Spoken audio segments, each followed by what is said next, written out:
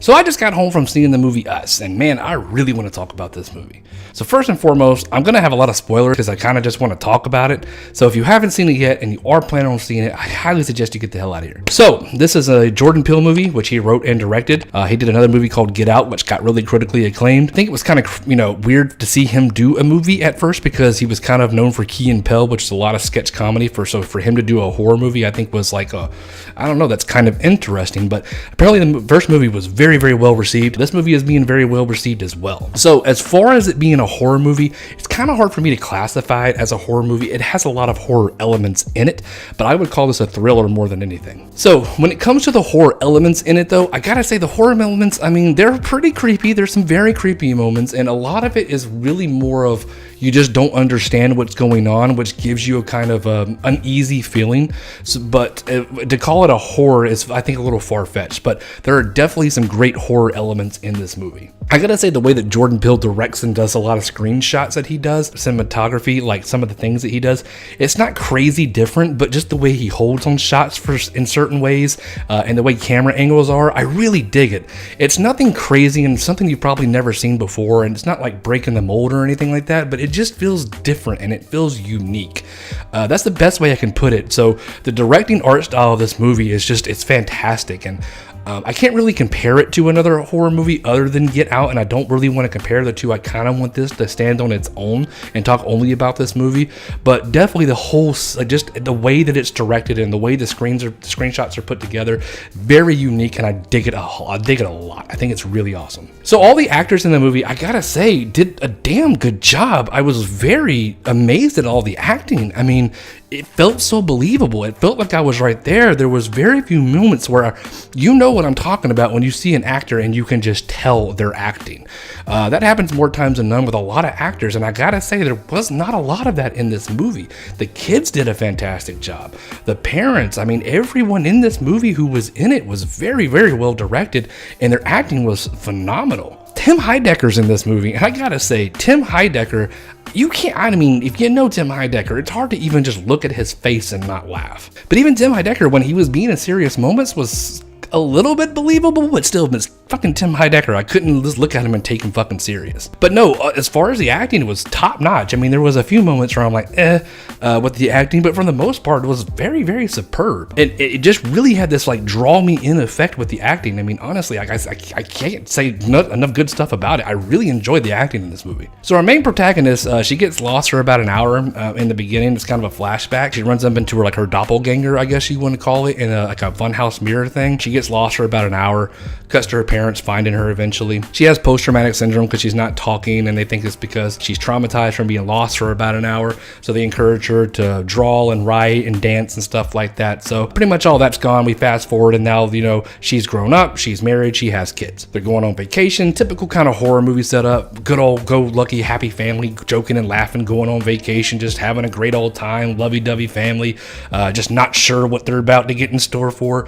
One of those type of setups. That's pretty cliche, but I will say that it was done pretty well. So anyway, they get to their vacation home. They end up meeting the other family that they're on vacation with at the beach. This beach was a really big deal for her not to go to it because apparently this was the same beach that she got lost at when she was a child. She said, okay, fine, we'll go. So they meet the other family there, which is Tim Heidecker's family. And I'm not gonna lie, as soon as I saw Tim Heidecker, I was like, what the fuck? Is that Tim fucking Heidecker? I don't know. Anyway, I just think fucking Tim Heidecker is hilarious. Anyway, moving on. So they're on the beach, chilling out, etc., and it turns out that the little boy kind of goes to the bathroom. He ends up walking by that same place that our main protagonist got lost in. He sees some guy standing there with blood coming out of his hand, blah, blah, blah. So she freaks out, and then they end up going back home. So she ends up telling her husband exactly what happened when she was a child. And this is when the movie just goes bat fucking shit crazy. The fucking lights go out. The little boy walks in the bedroom. He's like, hey, there's a family standing in our driveway. Dad goes out, tries to confront him, makes a few kind of dad jokes and tries to be threatening. And it was kind of funny. So it turns out this is the doppelganger family. They did come and get them. And, when he confronts them, they all kind of spread out and start walking towards the house in creepy ways and shit like that. And that was pretty good. It was pretty scary. I will say that I enjoyed the scene where family were kind of staring at the other family. That was very, very creepy. But there was one point where the woman asked our main protagonist to handcuff herself to the coffee table. And I get that she did it, but she wasn't really watching her. If it was me, what I would have done is I would have handcuffed myself under just the leg of the coffee table. It didn't look like it was a gigantic coffee table, or I could have just lifted it up and slid slid it out, but you know, whatever. And then there's another part where she walks away to go and get the son because the son actually ends up tricking the other son. She has to run out and go get him, but she thinks he's still handcuffed to the table, which she is, and she starts to reach for a poker for the fireplace. I mean, she's going crazy trying to reach for this thing. I mean, she's just handcuffed to a coffee table. You could have just took the coffee table and drug it over. Thought that was kind of stupid, but you know, I don't know how big this coffee table was or how heavy it was, but it didn't look like it was unmovable. So one way or another, they all end up getting away, and they all try to run over to Tim Heidecker's house, the other family they were kind of on vacation with. These places are very spread out, though. They're like big, like just houses, just kind of like in the woods and stuff like that. So they end up going there, but before they get there, their family doppelgangers attack them. I'm not gonna lie, it was a very, very well done horror scene right there. That was very, very creepy the way that it was. There was kind of something stupid, I think, though. There was a part where they have like the house Alexia or whatever you call it. It's not Alexia in the movie, but like one of those home unit type things where you can tell it to turn on music and up the lights and dim the lights and shit like that. So they're in the middle of getting killed and she tells it to call the police, and the thing says, okay, playing Fuck the Police by NWA. So they're getting murdered to the fucking soundtrack of NWA's Fuck the Police.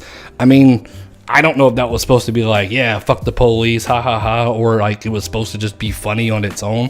But I thought it was kind of stupid. It was kind of cool, I guess, to see like a murder scene with that song in the background, I guess.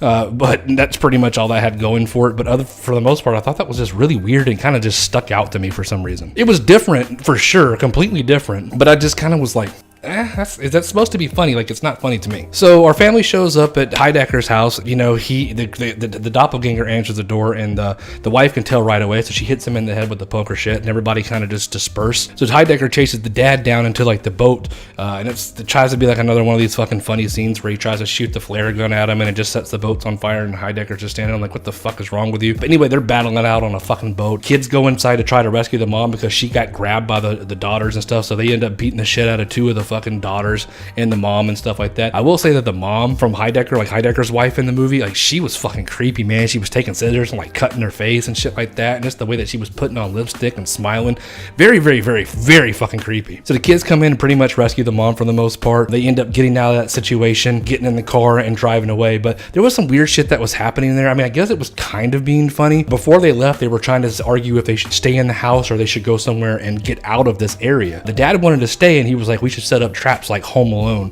She's like, did you really just reference Home Alone? And she's like, no, this is not the time to be putting micro machines on the floor and trying to trick people. And the kids are like, what's Home Alone? What's micro machines? I don't know. It was kind of funny. It was a good humor relief, especially after how much of a tense scene that we just got. It was kind of funny. A little corny, but it was funny. So they ended up, the mom's like, I'm the one making the decisions now, get your asses in the car. And the daughter's like, I'm driving, because it's like this ongoing joke where she wants to be the one that drives. So she ends up fucking seeing the other girl that she hasn't killed yet, like her doppelganger.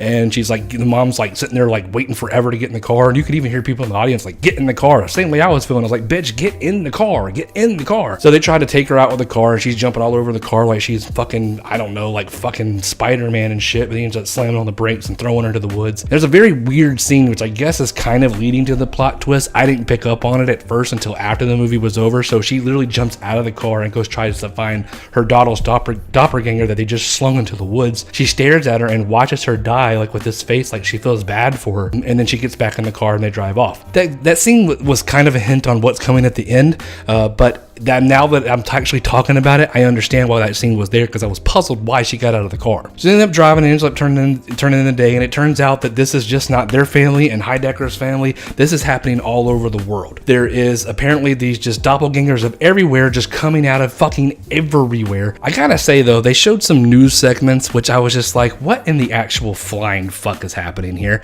I mean, all right, here's the thing. The average house has a gun in it. Police officers are pretty prevalent and out on the street. I don't understand how they couldn't handle this situation, because none of these people had tanks, none of these people had AKs, none of these people had pistols. All of them were armed with a red jumpsuit and armed with a pair of fucking scissors. Yeah, it probably freaked the fuck out everybody. And it wasn't a small amount of them, don't get me wrong either. There was a large amount of them, but they were armed with fucking scissors. No mind you, moving on. The dad's already taking care of his doppelganger. The daughter's already taking care of hers. Now it's up to the little boy and his doppelganger to kind of duke it out, which is very weird. I can't understand what's happening with this. So apparently, the dad picked up on it that when he itched his forehead, the clone itched his forehead. So I guess maybe that he could make them do things or they would feel what they feel. So I don't understand, because there's a lot of times in this movie where they'll hurt them, but they don't get hurt. But if they hurt themselves, they'll hurt the doppelganger. That really didn't add up or make any sense to me whatsoever. So there was one scene where the dad was struggling and he slammed his head on the boat to get the other guy off. He slammed his own head and it hurt his head, so he fell off of him. But then there's another scene where he hits him with the fucking bat, but that doesn't affect him. And then there's also the little boy where he does this weird thing where he's manipulating his doppelganger to walk backwards into some fire. How does that work? I don't understand that. That didn't make any fucking sense to me. So anyway, the boy walks backwards and he gets the other boy to walk backwards into fire. And so now it's really just the mom and the mom. She ends up picking up the actual real son and running off into that same fucking funhouse mirror thing that she was lost in for an hour when she was a kid. So she runs down there to go get her son. They end up duking it out, and you kind of figure out where all these doppelgangers came from. So when the movie actually starts, it says that under the United States are apparently millions and millions of underground bases, sewers that are abandoned, and there's just gigantic open areas underneath the United States. So apparently underneath the United States, what the government did is they basically made a clone of everyone that's ever been born, and they've been in these underground bunkers. And they did that to help control the actual population upstairs by manipulation and using them. There's a lot of questions I have about this shit. So, is it only the US? My thing is, like, these are literally like, and it shows like how her childhood memories were, that like she would see things and what she really saw was this, but it was actually just her in the hallways. But these are literally like high school fucking government little hallways, and she was walking through a fucking amusement park. That doesn't make any sense to me. Like, how do these people, I mean, it showed the people like when they were eating, like they were actually eating at a restaurant, they would do the flashback where they were just eating in like this little hallway thing. How does this work? I mean, and do they have to be in proximity? Were these all the same people that just happened to be at this amusement park? Do they follow them through these trails underground? So like, for example, if I'm in New York and I end up going to fucking Missouri, or if I end up going to fucking California, does that fucking my clone travel underneath all the way to where I am on the other side? There doesn't seem to be any fucking subway stations. There doesn't seem to be any fucking vehicles. Does that person literally walk? I mean, what if I'm in a car and I drive across? I mean, obviously they're not driving. There's just I don't understand that part, and it doesn't really answer that very well. So anyway, moving on, it turns out that when the little girl went down the first time and ran into her doppelganger, she ended up knocking her out, dragging her in, locking her in downstairs, and the doppelganger who was underneath, who was the clone, came out and was the actual mom who made the family. So that's why she always knew that when she switched, that other girl was coming back to get her. So it turns out she's the one who masterminded this whole fucking thing. The actual mom, who was the doppelganger supposedly, is the one who masterminded this whole fucking attack on every one of them coming out and killing everybody. I gotta say, I really didn't see that plot twist coming. I thought it was very, very, very interesting that that's the way it went, and obviously she's the one who got away because she ends up killing her. But even after she kills her, she starts making the noises like the doppelgangers do, and you're like, oh shit, like did something transfer? Is like, now is it both of them in one? But it turns out she was the doppelganger the entire time as it was. I thought that was pretty interesting. That was a pretty good twist. I will say the ending fight scene was kind of stupid. They were like doing ballerina and she was dodging this shit, and I was just like, I'm not really feeling that. It was kind of stupid. But there's a lot of horror movie cliches where it's like, get in the car, look out behind you, those type of things. But I gotta say, they were all pretty well done. I do feel there was a little bit of humor in here that was like poking fun at white people, because white people do white people things, or what have you. But I mean, for the most part, I did like the humor, but there was some of those moments where I'm like, God damn it, why do we have to do this? So I would say, if you just take some of the cynical thinking out of this movie, take it at face value for what it is, I gotta say, it was a good fun movie. Thriller was great. Some of the horror was pretty good. Comedy a little bit swing and miss. Acting was fantastic. The cinematography work, fantastic. Overall, I think this was a really good, fun movie. I'm a huge thriller / horror movie fan, and I gotta say that if you like those type of movies as well, you'll really like this one. So anyway, that's all I really got on the movie Us. Hope you all enjoyed, and I'm out of here. Much obliged for watching, and I will catch you over in the next one. Later.